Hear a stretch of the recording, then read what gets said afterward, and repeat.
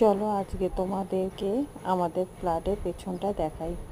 যে আমাদের ফ্ল্যাটের পেছনে পুরোটা টি গার্ডেন।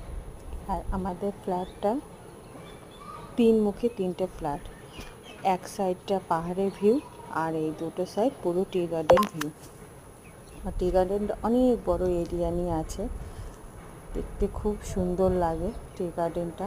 আর এই সাইডটা হচ্ছে পাহাড় ভিউ, এখান থেকে পাহাড় দেখা যায়, পাহাড়ের ঘরগুলোও দেখা যায় ছোট ছোট, আর কাশিয়াং টাওয়ারটাও দেখা যায়।